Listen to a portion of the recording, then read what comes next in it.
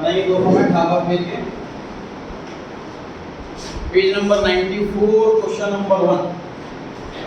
Page number 94 question number 1। You are given the following balances on 1st April 14, furniture account or provision for action account.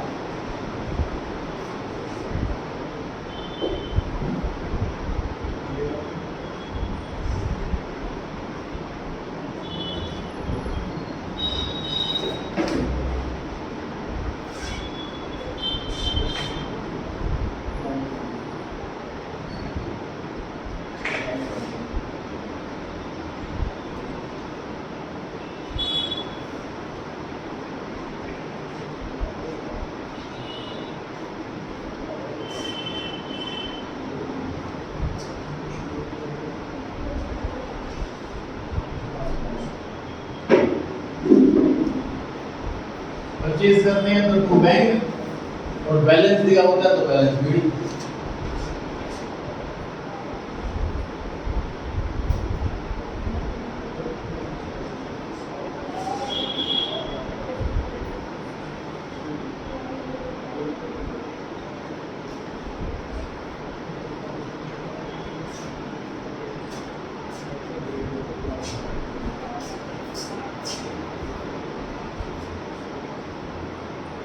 Depreciation is charged on furniture at the rate 10% per annum by straight line method। SLM method है, 10% का rate है। A piece of furniture purchased on 1st April 11, मतलब कि आज से 3 साल पहले 1 lakh rupees में वो हमने बेच दिया 1 अक्टूबर 14 को 60,000। 1 लाख वाला फर्नीचर 60,000 में बेचा है, 3.5 साल यूज किया। बनाना है ये अकाउंट।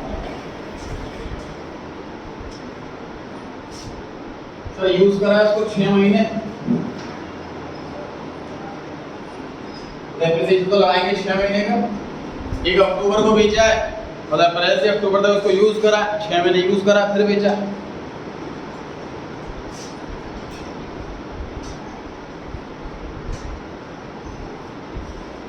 1 लाख रुपए का कॉस्ट है, 10% का रेट है और 6 महीने का टाइम। 1 लाख का 6%, 10%, 6 मंथ के लिए ये 5,000 रुपये।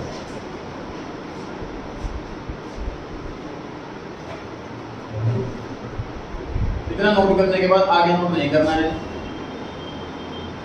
इसके बाद जो मैं लिखवाऊंगा उसे कटवाऊंगा भी, जितना मैंने लिखा है उतना ही आपको नोट करना है। अब जो मैं लिखने वाला हूँ उसे नोट नहीं करना। सर एसेट सेल के लिए क्या कैलकुलेशन की जाती है? सेल की डेट पर प्रोविजन वाले अकाउंट में क्या आता है? To asset account. सीखा था लास्ट क्लास में कि डेप्रिसिएशन के अंदर सारा डेप्रिसिएशन जुड़ा हुआ है, जो एसेट बिकी है उसका भी, जो नहीं बिकी उसका भी। अब क्योंकि हमने एक एसेट बेच दी, उसका डेप्रिसिएशन हमें यहाँ से हटाना है। क्रेडिट साइड से हटाएंगे तो डेबिट करके हटाएंगे।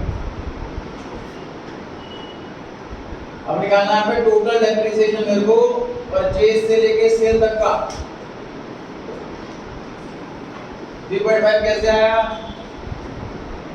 1 अप्रैल 2011 से 1 अक्टूबर 2014, ये 3.5 साल का समय होता है।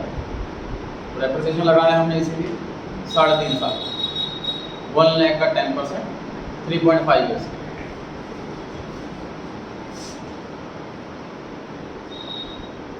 रिडक्शन आ गया 35,000। एसेट वाले अकाउंट में क्या करते हैं? जिस दिन बिका उस दिन हम बैंक लिखेंगे 60,000 बाय प्रोविजन फॉर डेप्रिसिएशन लिखेंगे 35,000 और बाय लॉस ऑन सेल लिखेंगे 5000।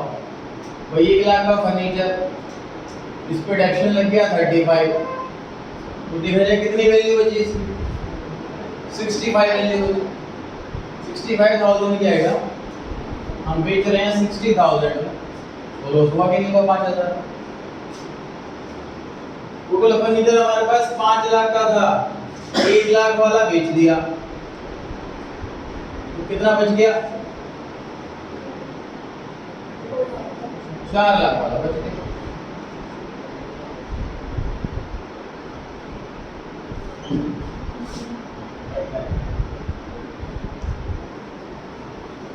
साल के एंड में डेप्रिसिएशन लगाना है कितने लाख की एसेट पर, 4 लाख करेक्ट है, क्योंकि 5 लाख में से हमने 1 लाख वाला फर्नीचर बेच दिया है। 4 लाख वाला कितना महीने का, पूरे साल का, क्योंकि पुराना फर्नीचर तो पूरे साल यूज करा।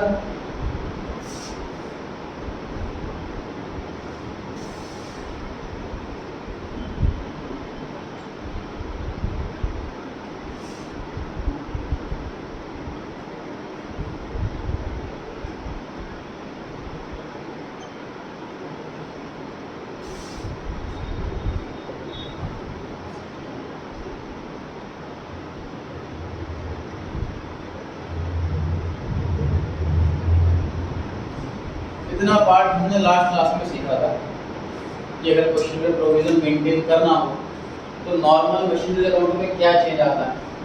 सर अगर ये टैक्स प्रोविजन का क्वेश्चन नहीं होता, नॉर्मल क्वेश्चन होता, तो यहाँ पे प्रोविजन फॉर डेप्शन की जगह डेप्शन लिखा होता, एक चेंज। दूसरा चेंज, यहाँ पे टोटल डेप्रिसिएशन नहीं आता 3.5 साल का, सिर्फ 6 महीने का डेप्शन आता, सिर्फ इस साल वाला। दूसरा चेंज था ये। तीसरा चेंज, ये जो करंट ईयर का डेप्शन है बची मशीन पर, वो यहाँ की बजाय यहाँ आता। ये 3 चेंज होते अगर ये क्वेश्चन होता बिना प्रोविजन डाला। अब ये क्वेश्चन बन गया है कि प्रोविजन वाला, तो जो मैंने आपको 3 चीजें गिनाई हैं वही चेंज है। यहाँ पे करंट ईयर डेप्शन की जगह टोटल डेप्शन आया, यहाँ पे करंट ईयर डेप्शन आया ही नहीं। यहाँ पे एसेट्स होल्ड वाला 6 महीने का डेप्शन, रिमेनिंग एसेट पे फुल ईयर का डेप्शन। यहाँ पर टोटल डेप्शन एसेट्स होल्ड का परचेज से लेके सेल्स तक का ये कंप्लीट हो गया। प्रोविजन वाला टॉपिक तो लास्ट क्लास में सीखा था। अब तीसरा और अगला टॉपिक, लास्ट टॉपिक देखिए। अब लास्ट टॉपिक की नीड क्या है। अब जो टॉपिक पढ़ने जा रहे हैं ये सबसे ज़्यादा अनइम्पॉर्टेंट है, एग्जाम में बहुत ही रेयर आता है। 50 स्कूलों में से 1 स्कूल में कभी आया होगा तो आया होगा, और ना कभी दोबारा पढ़ना हो, ना 12th में ना ग्रेजुएट में। फर्स्ट टाइम पढ़ रहे हैं, लास्ट टाइम पढ़ रहे हैं, सुनिए क्या टॉपिक है।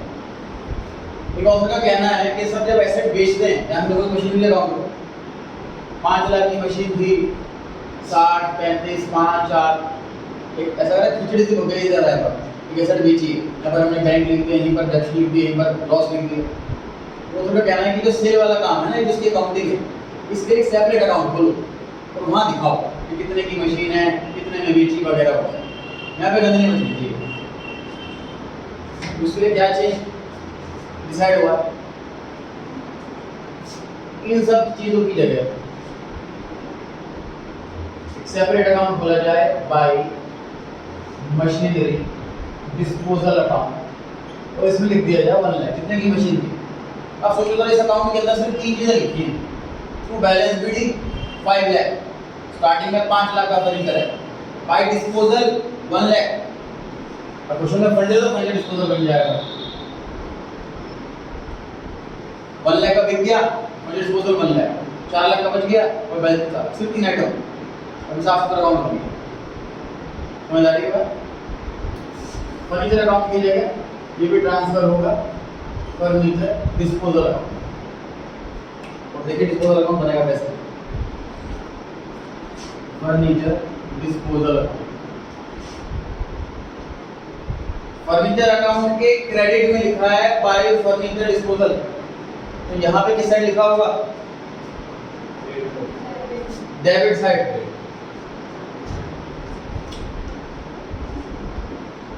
टू फर्नीचर अकाउंट, तो सिंपल सी बात, क्रेडिट साइड के पर्टिकुलर्स में डेबिट साइड आती है, इसलिए फर्नीचर डिस्पोजल अकाउंट डेबिट का। मुझे बताइए मैंने प्रोविजन वाले अकाउंट के डेबिट साइड में लिखा है 2 fund disposal. Fund disposal debit हुआ क्रेडिट हुआ? क्रेडिट हुआ है। डेबिट साइड के पर्टिकुलर्स में क्रेडिट साइड आता है।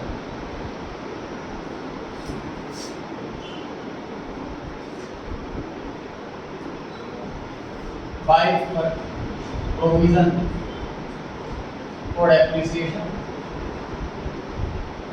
उसके बाद बाय बैंक कितना सेलिंग प्राइस 60,000, उसके बाद बाय लॉस 5,000। इस अकाउंट का कोई सीडीपीडी नहीं होता। इस अकाउंट की लाइफ एक दिन की होती है। जिस दिन एसेट सेल हुई उसी दिन ये अकाउंट ओपन होगा, उसी दिन क्लोज हो जाएगा। फिर क्वेश्चन में पता कैसे लगेगा इसी टॉपिक का क्वेश्चन है। क्वेश्चन में मांगा होगा स्पेशली ये मशीनरी डिस्पोजल अकाउंट या फंड डिस्पोजल अकाउंट बनाओ, ये क्वेश्चन की पहचान होगी। अब हमें ऐसे क्वेश्चन के अंदर 3 चीजें मेंटेन करनी होगी: एसेट अकाउंट, प्रोविजन अकाउंट और डिस्पोजल अकाउंट। एसेट अकाउंट काम बढ़ा नहीं है, बस काम शिफ्ट हुआ है। वे बॉस आपको ऑफिस में 6 घंटे काम कराते हैं, उन्होंने बोला कि आपको लंच से पहले इस वाले ऑफिस में काम करना है, लंच के बाद आपको दूसरा ऑफिस में काम करना है, बस इतना हुआ, काम बढ़ा नहीं। यही 3 चीजें हम लिखते थे मशीनरी अकाउंट के अंदर। अब वो यहाँ से कट करके वहाँ पेस्ट कर दिए बस। चेक कर लो चीज़ें वही लिखी हैं। मैंने इसलिए पहले पढ़ने वाला आंसर लिखवाया है, तो पहले हम करते थे तो ब्लैक कलर से लिखा हुआ है अकाउंट में, जो मैंने बॉक्स में डाला है। अब वो नहीं करना इस क्वेश्चन के अंदर, उसकी जगह रेड लाइन से जो लिखा है वो करना।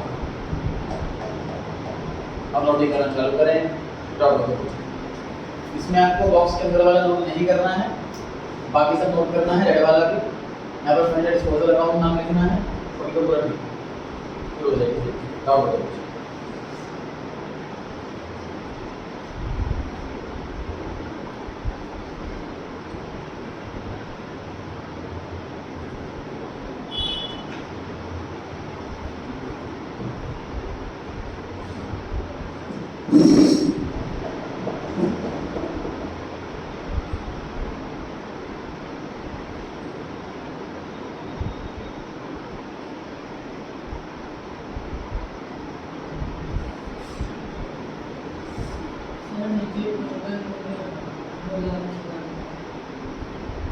थोड़ा सा नहीं आ रहा है।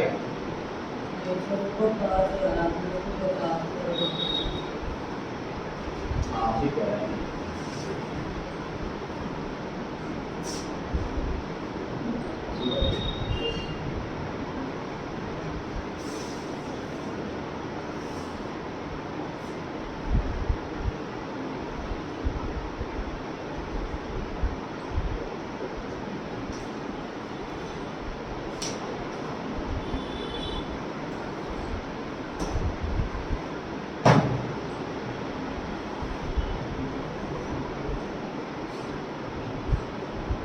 चैप्टर रिवाइज करते रहें नोट्स में से, बुक में से। 1-2 क्लास के बाद चैप्टर कंप्लीट हो जाएगा। फिर इसका टेस्ट है।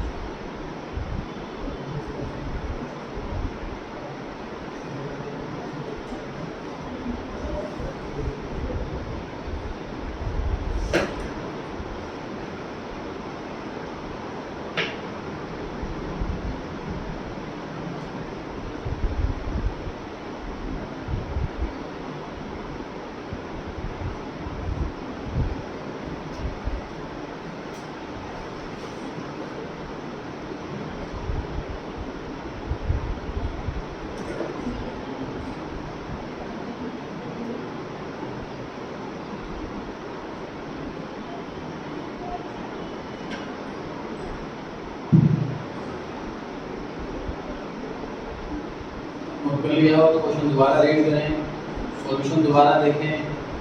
नई चीज़ एक बार में क्लिक करने में प्रॉब्लम करती है, इनको लग रहा है कोई कंफ्यूजन लग रही है तो डेफिनेटली डिस्कस करें।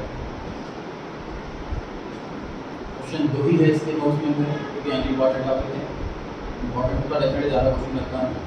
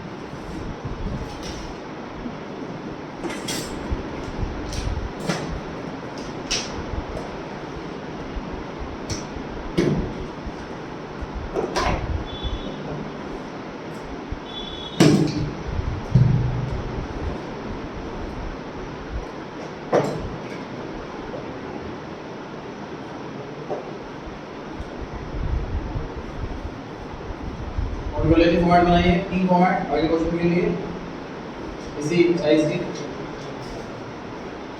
ये क्वेश्चन 2-3 साल का है, थोड़ा बड़ा बनाएगा।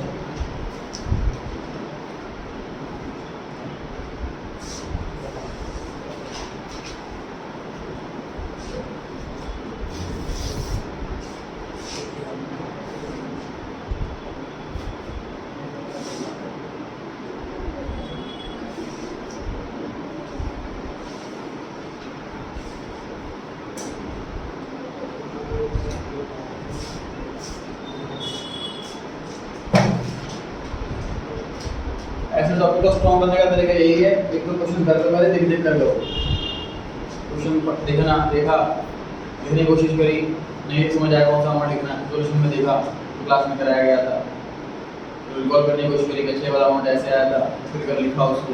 इस तरह से देखकर आप सॉल्व करें पहला क्वेश्चन। जब सेकंड टाइम करेंगे उस क्वेश्चन को तो एक दो अमाउंट भूलोगे, बाकी हो जाएंगे। थर्ड टाइम करोगे तो खुद से पक्का हो जाएगा ये वाला क्वेश्चन।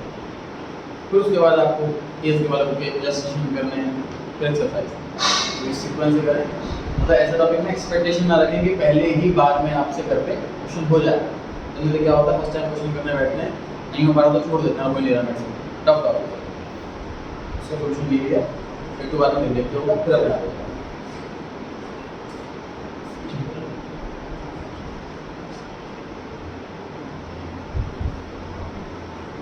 बनाइए machinery account, provision for depreciation account और मशीनरी डिस्पोजल। आखिरी क्वेश्चन है इस चैप्टर। कंपनी ने परचेज करेंगे 1 अप्रैल 2010, बैलेंस नहीं दे रखा, परचेज बोला हुआ है तो बैलेंस शीट नहीं बैंक लिखना।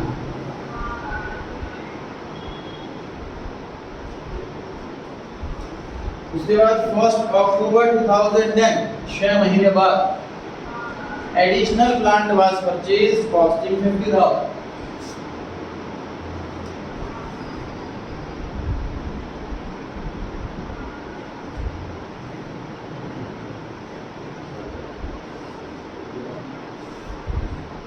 पहले वाले का नाम लिखिए, हम सेकंड वाले का।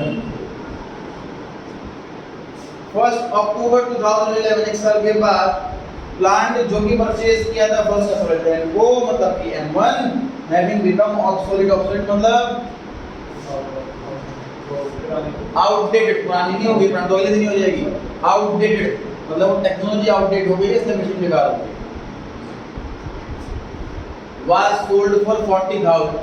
डेक्शन लगाना है 20%, ध्यान रहे 20% का रेट रिटर्न नहीं है, ओरिजिनल कॉस्ट पे 30% मार्क्स। 31 मार्च क्या बताइए, क्या लिखना है भाई? डेप्रिसिएशन की प्रोविजन प्रोडक्शन, बैलेंस शीट अगर प्रोविजन वाला अकाउंट मेंटेन हो रहा होता है तो एसेट्स सेम अमाउंट पर कैरी होती है, बढ़ाया गया था। एसेट 1.5 लाख की खरीदी है, वो जिंदगी भर 1.5 लाख की रहेगी जब तक और कोई एसेट खरीदेंगे या बेचेंगे नहीं। कॉस्ट इंटैक्ट रहे तभी तो ये कॉन्सेप्ट लॉन्च करा है प्रोविजन का। 31 मार्च 11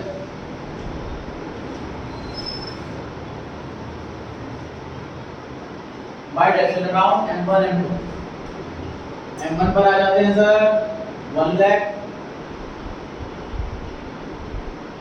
मल्टीप्लाई बाय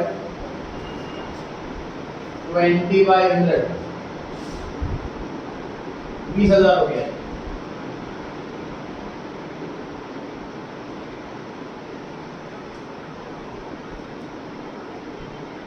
तो ये 5,000 50,000 का 20% 6 महीने की।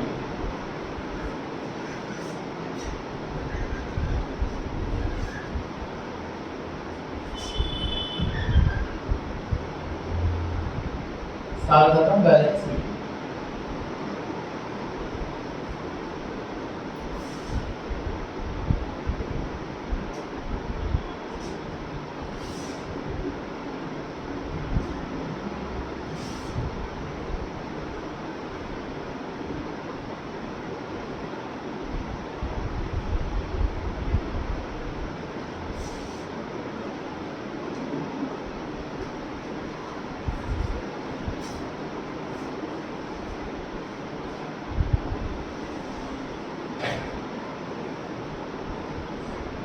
अब हम आ गए 2011-12 वाले अकाउंटिंग ईयर के अंदर। इस साल क्या हुआ है, इस साल 1 अक्टूबर को हमने पहले वाला मशीनरी पहले वाला प्लांट बेचता लेता है,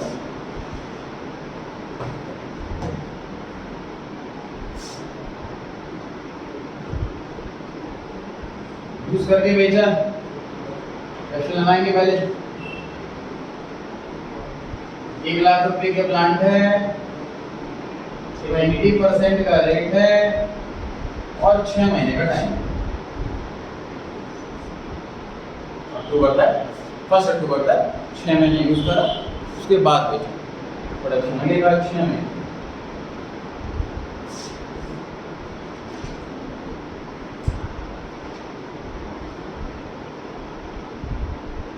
machinery disposal account, sir M1 बेच रहे हैं तो M1 से रिलेटेड जितना भी डेप्शन हो सबका सब हटा देना। कितना डेप्शन है M1 से रिलेटेड,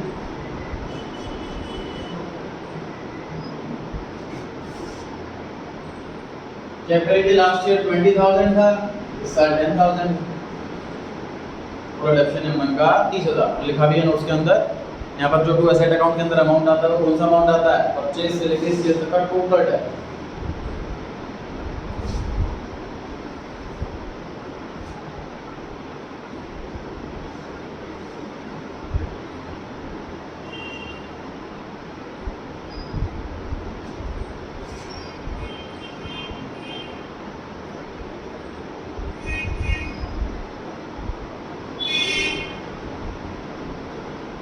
फर्स्ट अक्टूबर 11 को बाय मशीन डिस्पोजल 1 लाख वाली पेज थी और साल के एंड में बाय बैलेंस शीट M2 बच गई। मशीन डिस्पोजल अकाउंट बनने से मशीनरी अकाउंट साफ सुथरा सा हो जाता है। तो डिस्पोज कर दी, सेल ऑफ कर दी, क्रेडिट में लिख दो, कॉस्ट प्राइस लिख दो, बचा हुआ बैलेंस शीट में लिख दो, तो अकाउंट काफी साफ सुथरा बन जाता है। ये फायदा होता है मशीन डिस्पोजल अकाउंट मेंटेन करने से।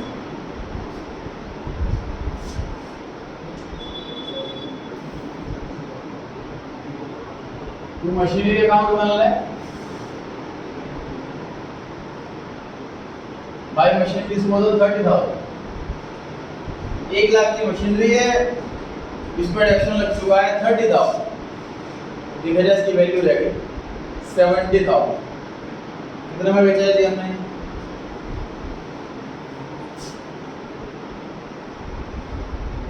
तो 70 की चीज हमने 40 में बेची है, कितना लॉस हो जाएगा, 30,000, ठीक है।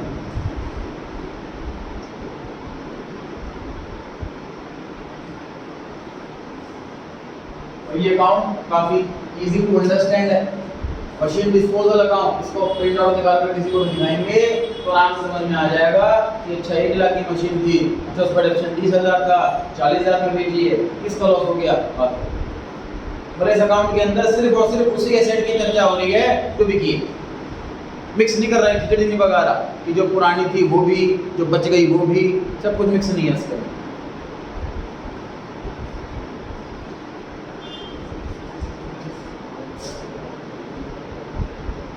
साल का एंड आ गया है जी।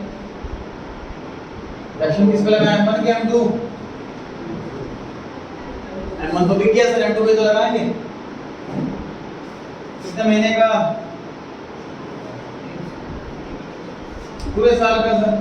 पिछले साल अक्टूबर में खरीदा था, इसलिए सिर्फ 6 महीने यूज हुआ था, इस साल तो पूरे साल इस्तेमाल करा है, रैशन लगेगा पूरे साल का।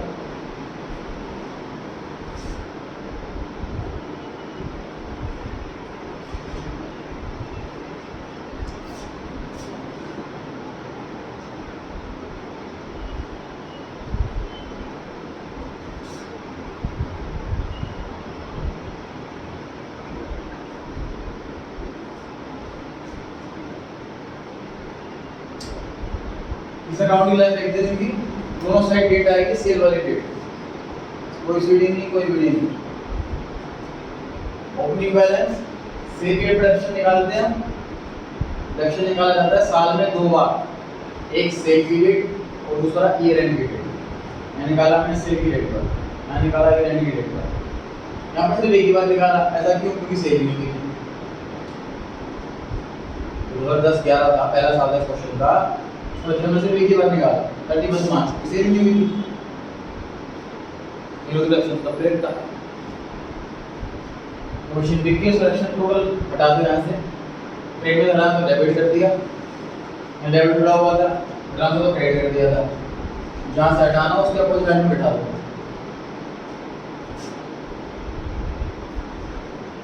कंप्लीट हो गया जी, पर आप तो सकते हैं।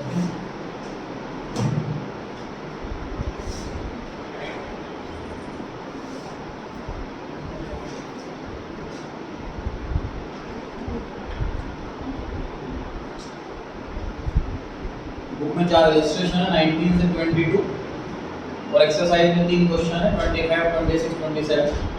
ये नए सीक्वेंस के अकॉर्डिंग है।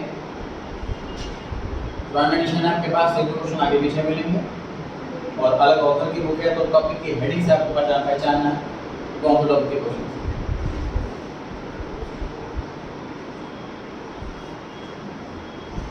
इस चैप्टर की थ्योरी भी इंपॉर्टेंट है, इसमें थ्योरी भी अच्छी खासी दे रखी है इस चैप्टर में, रीडिंग है। पहला क्वेश्चन पढ़ें, what do you mean by depreciation? पहला क्वेश्चन ये, व्हाट आर इट्स कॉजेस? दूसरा क्वेश्चन ये, why is depreciation provided? Question लगाते क्यों है? तीसरा क्वेश्चन ये है। तो एक क्वेश्चन के अंदर 3 क्वेश्चन जुड़े हुए हैं, लगभग 6 मार्क्स में आना क्वेश्चन ये वाला एग्जाम, 2 मार्क्स तीनों पढ़ते हैं ध्यान से। Meaning of डेप्शन, depreciation is permanent. Permanent का मतलब एक बार डेप्शन लग गया तो वो रिवर्स नहीं हो सकता।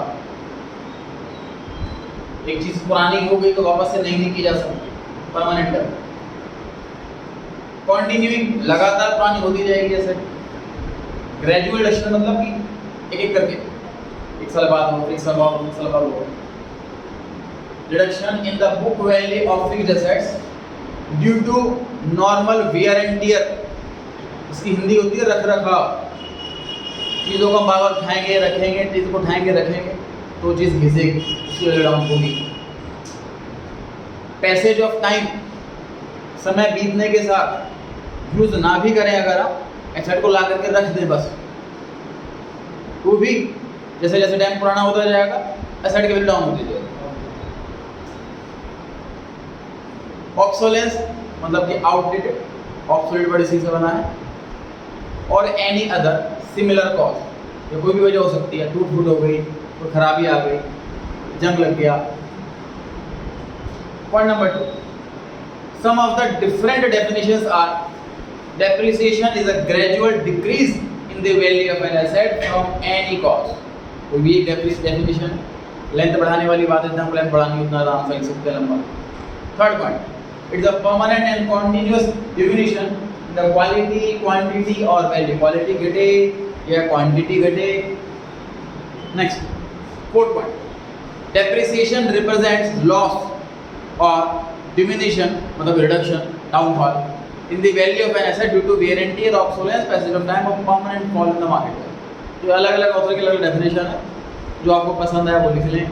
ज़्यादा मार्क्स ज़्यादा लेंथ चाहिए चारों लिख लें, कम मार्क्स का कम लेंथ चाहिए तो कम लिख लें, जो आपको इजी लग रही है। मैंने अकॉर्डिंग मैंने बड़ा ही आंसर दिया है जितना एग्जाम में लिख के आओ। क्वेश्चन का सेकंड पार्ट था कि इसके रीजन बताओ कि क्यों एसेट पे डेप्रिसिएशन लग जाता है, क्यों एसेट की वैल्यू डाउन हो जाती है, उसकी वजह बतानी है। पहला, वियर एंड टियर, रख रखाव। It is the physical deterioration of a fixed asset that comes from the normal use of an asset. Normally जब कोई भी एसेट यूज करेंगे तो डिटेरियोरेट होगा, घिसेगा, उसकी वैल्यू घटेगी, पुराना होगा। दूसरा, obsolescence, fixed asset become obsolete if the commodity it produce is not in demand.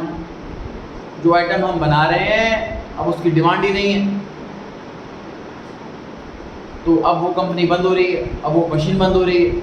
जैसे पहले लैपटॉप में सीडी प्लेयर आते थे, अब लैपटॉप में सीडी प्लेयर नहीं आ रहे। तो उस तरह कोई कंपनी ऐसी हो जो लैपटॉप की कंपनी के लिए सीडी प्लेयर बना करके देती है, अब कंपनी काम नहीं रहा, तो जो मशीन बनाती थी सीडी प्लेयर वो मशीन बेकार हो गई। तो ऑब्सोलीट इसे कहते हैं कि जो प्रोडक्ट वो बनाती है आइटम वो डिमांड में नहीं, आउटडेट हो गया। अब वो मशीन फर्स्ट क्लास काम कर रही है लेकिन वो आइटम चाहिए ही नहीं किसी को। तीसरा, इनएडिक्वेसी। इनएडिक्वेसी क्या चीज़ है देखिए समझिए। तो एक मशीन लेकर के आया मैं जो बनाती है रोज की 100 क्वांटिटी, 100 क्वांटिटी पर डे, ये कैपेसिटी है उसकी। मेरे को रिक्वायरमेंट थी 50-60 की बस, तो मेरे लिए 100 सफिशिएंट है, डेली 100 बन रही है। अब 2 साल हो गए, अब काम इतना बढ़ गया है कि मुझे डेली 400 चाहिए, इतना काम आ रहा है मेरे पास, तो मशीन बेकार हो गई मेरे लिए। बस मशीन को बेच के 400 वाली लाऊंगा। अगर मेरे पास जगह है तो ऐसा होगा कि मैं 100 भी लाऊं और 300 वाली भी आऊँ। बट हर बिजनेसमैन के पास जो कॉस्टलीस्ट चीज़ होती है वो प्लेस होती है, खरीदे जाए रेंट पर। तो बिजनेसमैन चाहेगा कि कम से कम जगह में सारा काम निपट जाए, तो इस मशीन को बेचेगा और 400 या 500 बनाने वाली मशीन लेकर के आएगा। तो इनएडिक्वेट है, अभी एडिक्वेट नहीं है अभी मशीन, सफिशिएंट नहीं, पर्याप्त नहीं।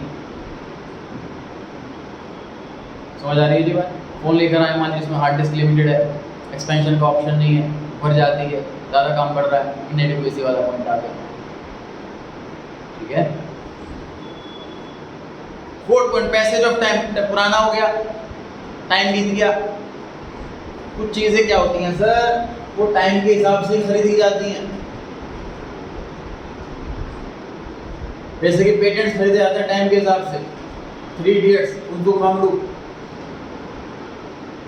तो अगर उस इंजीनियर को चतुर की कंपनी थी, तो पेमेंट कर दी 10 करोड़ रुपए, और आपके 400 पेटेंट में से हमें ये वाला पेटेंट दे दो 10 साल के लिए 10 करोड़ रुपए के बदले। तो जैसे 1 साल कंप्लीट हो गया, 1 करोड़ रुपये खत्म होता है उसमें। 1 साल खत्म, फिर 1 करोड़ रुपये खत्म, 10 साल खत्म, 10 करोड़ रुपये खत्म। कंपनी की बात कर रहा हूँ, कंपनी के लिए एसेट हो गई पेटेंट के नाम से। उसको काम के लिए तो इनकम है, उसकी बैलेंस शीट में नहीं आएगा, उसके फाइनल अकाउंट्स में नहीं आएगा, उसको तो इनकम छोड़ कर लिया उसको फ्री फंड के। कंपनी जो पैसे दे रही है उसके लिए एसेट है, उस एसेट की लाइफ 10 साल है। जैसे टाइम बीतेगा सर्कुलर डाउन हो जाएगा, चाहे वो कंपनी पेटेंट यूज़ करे कि ना करे। तो मान लीजिए उस कंपनी ने 1 करोड़ रुपये दे दिए 10 साल के लिए, पेटेंट ले लिया, इस टेक्नोलॉजी से हम एक मशीन बना कर बेचेंगे, वो हमारी कमाई सारी निकाले, 1 करोड़ रुपये फिक्स मिल रहा है, हमें काम कहता है ओके। अब वो मशीन, कंपनी ने मशीन बनाई, मशीन सक्सेसफुल नहीं रही, 1 करोड़ रुपये वेस्ट हुए, कंपनी बेकार हो गया। टाइम बीतेगा तो खत्म हो जाएगी उसके एसेट की वैल्यू। तो पैसे ऑफ टाइम मतलब जैसे टाइम बीत गया उसकी वैल्यू डाउन होती रहेगी।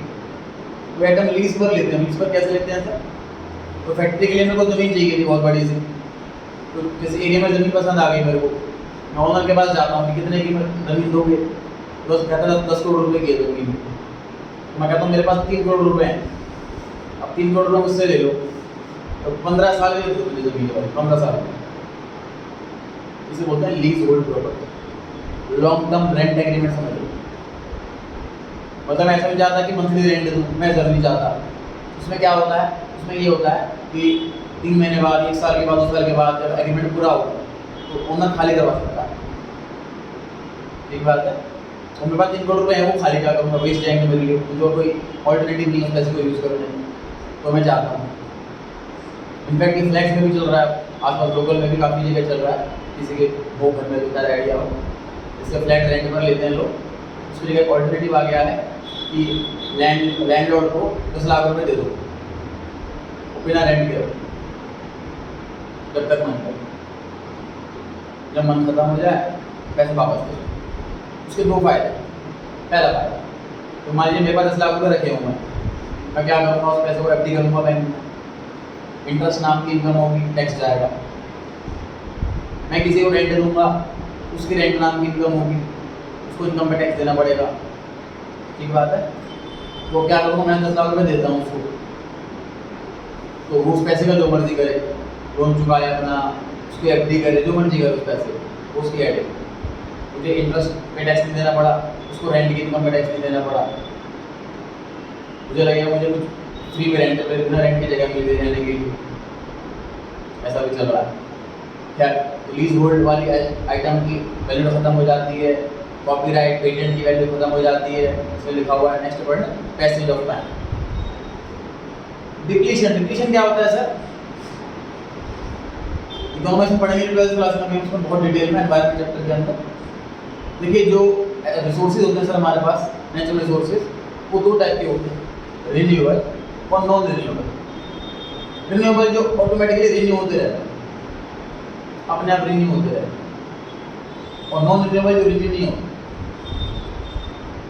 रिन्यूएबल कैसे, जैसे कि एनिमल्स फॉर एग्जाम्पल, एक ब्रीड है, उसके बच्चे हुए, तो जो है पेरेंट को यूज़ कर लिया हमने प्रोडक्ट बनाने के लिए या खाने के लिए, उसके जो बच्चे हैं वो बड़े होंगे, फिर उनके बच्चे होंगे, तो फिर उसके पेरेंट्स को यूज़ कर लिया, तो रिन्यू हो रहे हैं, मतलब क्वान्टिटी कम नहीं हो रही। समझ आ रही बात। प्लांट हमने जो है, प्लांट से हमने कुछ फ्रूट्स ले रहे हैं, तो प्लांट की वैल्यू कम नहीं हो रही, रिन्यूएबल रिसोर्सेज नहीं। नॉन रिन्यूएबल क्या है, जैसे कि ऑयल, जब कुएं से एक्सट्रैक्ट किया जाता है तो वो अपने आप रिन्यू होकर और नहीं बनेगा, उसमें लिमिटेड है, खत्म हो गया तो खत्म हो गया। एस्टिमेट ये भी कि कुछ साल के अंदर ऑयल कम्प्लीटली खत्म हो जाएगा पूरे वर्ल्ड से, कैलकुलेशन ये है। इसी साइड टेक्नोलॉजी लगी हुई है कि रिन्यूएबल रिसोर्सेज पर फोकस किया जाए, तभी बैटरी वाली स्कूटी या कार लॉन्च हो रही है, तो पीजी लॉन्च हो रही है, तो ऑल्टरनेटिव अभी ढूंढना पड़ेगा। टाइम ऐसा आएगा तभी खत्म हो जाएंगे ऑयल वाले। तो डिप्लीशन वर्ड यहाँ पर है, क्या मतलब है इसका, कि मान लीजिए मैंने कहीं का कुआं खरीद लिया 10 करोड़ रुपये देकर, उसमें 10 लाख लीटर सपोज ऑयल है, तो जितने लीटर मैंने ऑयल निकाल लिया, उतने करेक्शन लग गया, उतने की साइड वैल्यू खत्म हो गई। तो डिप्लीशन मतलब एक्चुअली जितना यूज़ कर लिया, जितना एक्सट्रैक्ट कर लिया मैंने, उतना डेफिनेशन लगता है, उसके हिसाब से खत्म हो गया। और लास्ट है एक्सीडेंट, कार वाला एक्सीडेंट नहीं है, इसका मतलब है टूट फूट को एक्सीडेंट कहते हैं। तो मशीनरी यूज़ करते टाइम कोई पार्ट टूट गया काम करते हुए, उसके ऊपर कुछ चीज़ गिर गई, जिसको कोई पार्ट गिर गया, टूट फूट हो गई, इस वजह से असेंबली डाउन हो जाती है, ये भी एक वजह है। क्वेश्चन का तीसरा पार्ट था कि नेसेसिटी ऑफ प्रोवाइडिंग डेप्शन, सर इस चक्कर में पढ़े क्यों रहे हैं, डेप्शन लगा ही क्यों रहे हैं। पहला, to ascertain true and fair view of the results. Sir पूरी बुक में कभी भी आपको रिजल्ट वर्ड दिख जाए, समझ जाओ प्रॉफिट। रिजल्ट क्या निकला आपका, मतलब प्रॉफिट कितना निकला। अब स्टूडेंट के पॉइंट ऑफ व्यू से रिजल्ट का मतलब मार्क्स होता है, कंपनी के पॉइंट ऑफ व्यू से रिजल्ट का मतलब प्रॉफिट होता है।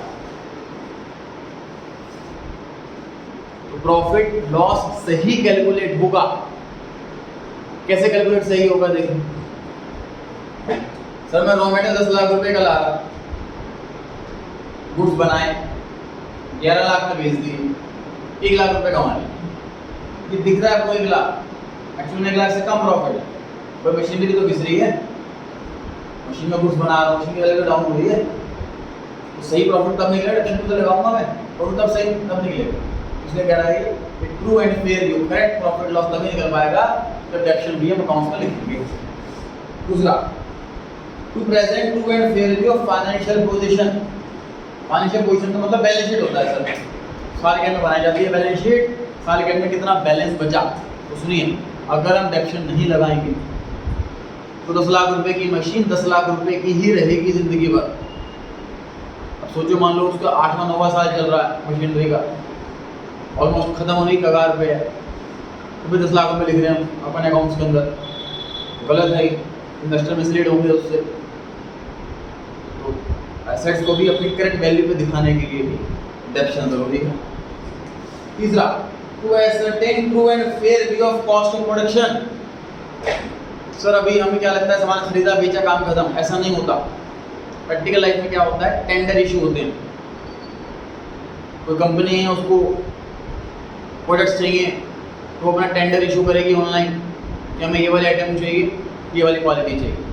तो जो सप्लायर हैं वो अपनी कॉस्टिंग निकालेंगे, ये आइटम हम बनाएंगे तो इतना मटेरियल, इतना लेबर, इतना टैक्स, इतना डेप्शन वगैरह सब कुछ लगाकर इतना कॉस्ट पड़ेगी, इतना मिनिमम मार्जिन, तो टेंडर प्राइस हम भरेंगे। मूवीज में देखा भी आपने कि टेंडर हमने भरा, वो टेंडर लीक हो गया, 1 पैसे का फर्क आ गया, जो लोएस्ट कोटेशन बनता है उसको टेंडर पास होता है। तो कॉस्ट ऑफ प्रोडक्शन सही कैलकुलेट तभी हो पाएगी जब डेप्शन भी हम कंसीडर करेंगे। Fourth point, to make provision for replacement of asset, जो कैश ध्यान।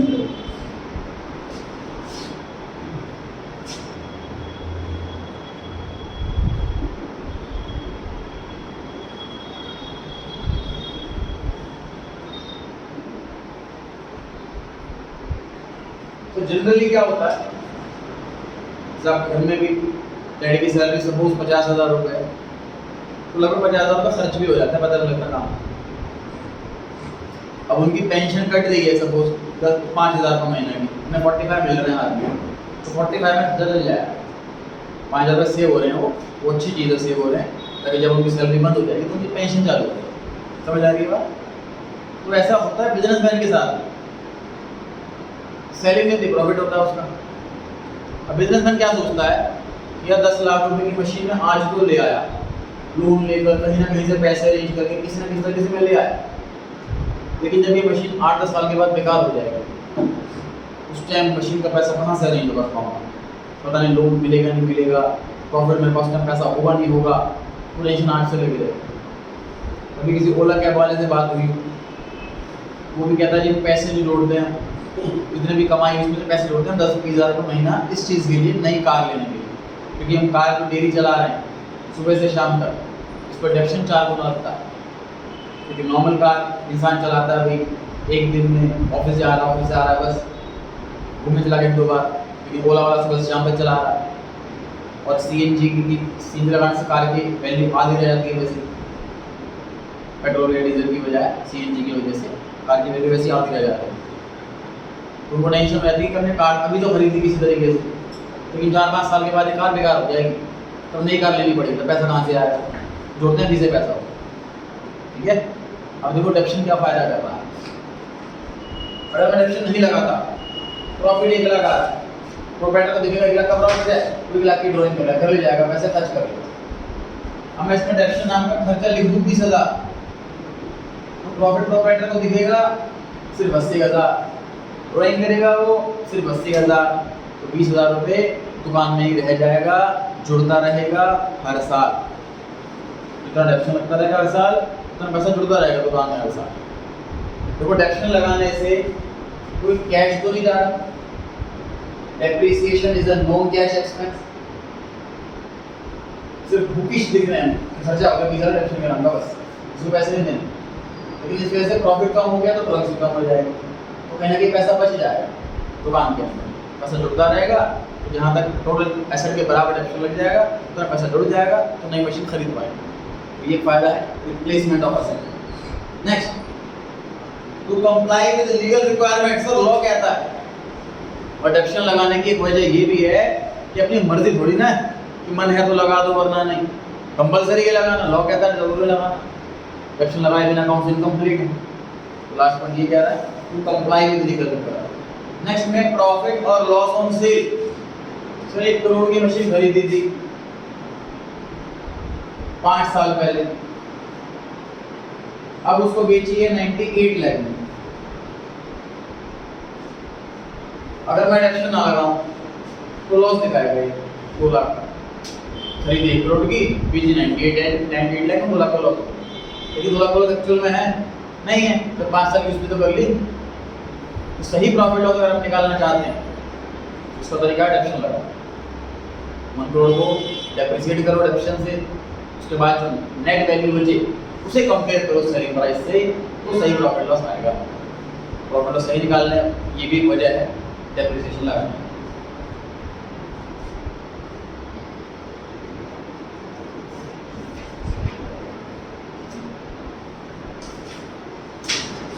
क्वेश्चन नंबर 6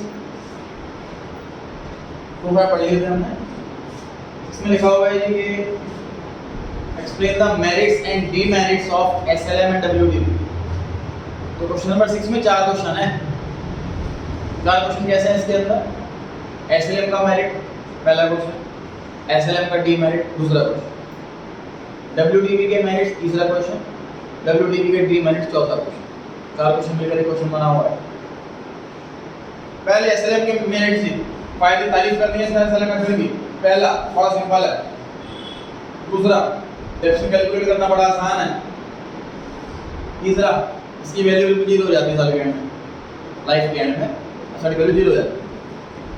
डीमेरिट नुकसान बता दी, यूज इग्नोर करता है। यूज इसका मतलब क्या हुआ कि सर डेप्रिसिएशन हर साल फिक्स्ड अमाउंट लगा रहे हैं।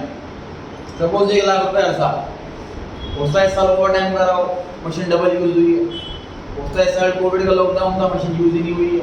ये चीज़ देखते ही नहीं हम लोग, हम फाइनेंशियल अकाउंटेंट ये चीज़ नहीं देखते, एक्चुअली यूज को इग्नोर कर देते हैं कि डीमेरिट में लिखा हुआ।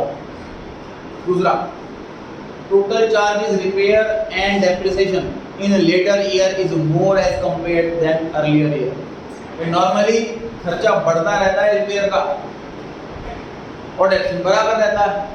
प्रोडक्शन बराबर रहेगा, खर्चा रिपेयर का बढ़ता रहेगा, तो साल के एंड वाले सालों में टोटल बर्डन कंपनी पर बढ़ जाएगा। वही खर्चा होता नहीं है और खर्चा बढ़े जा रहा है, टोटल बर्डन तो बढ़ेगा ना।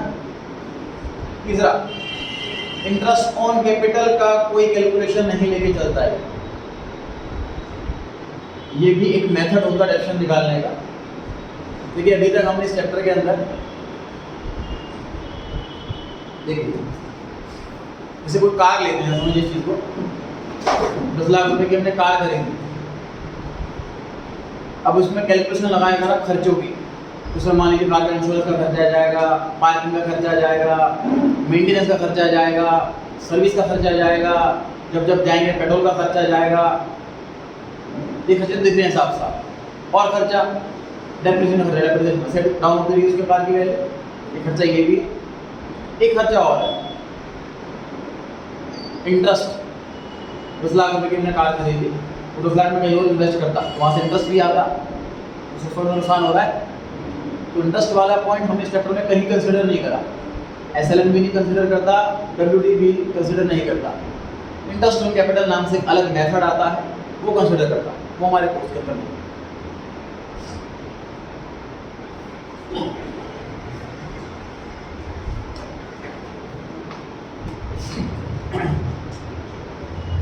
Fourth point, not applicable income tax पर। इनकम टैक्स वाले एसएलएम मेथड को मानते ही नहीं, कहते बेकार मेथड है। अब आ जाएगी डब्ल्यूडीबी पर। डब्ल्यूडीबी की तारीफ करनी है जी, मेरिट्स। टोटल बर्डन बराबर रहता, खर्चा घटता रहेगा डेप्रिसिएशन का, खर्चा बढ़ता रहेगा रिपेयर का, टोटल बर्डन बराबर रहेगा। इजी है समझने में डब्ल्यूडीबी। तीसरा फायदा, इनकम टैक्स वाले यही मानते हैं, ये बढ़िया। डब्ल्यूडीबी की बुराई, असेट की वैल्यू कभी जीरो नहीं करता, क्योंकि हम कोई फिक्स अमाउंट नहीं घटा रहे, रेट घटा रहे। दूसरा नुकसान, डेप्रिसिएशन का रेट कैलकुलेट करना बड़ा टफ होता है, मैंने बताया था पहले। रेट कैलकुलेट करने में पावर होती है 1/n। मान लो 8 साल की लाइफ है तो 1/8 पावर होती है। कैसे सॉल्व करेंगे 1/8 हम लोग? उसके लिए लॉग टेबल चाहिए होती है, टफ होती है कैलकुलेशन इसकी, इसलिए लिखा होगा रेट कैलकुलेट करना टफ।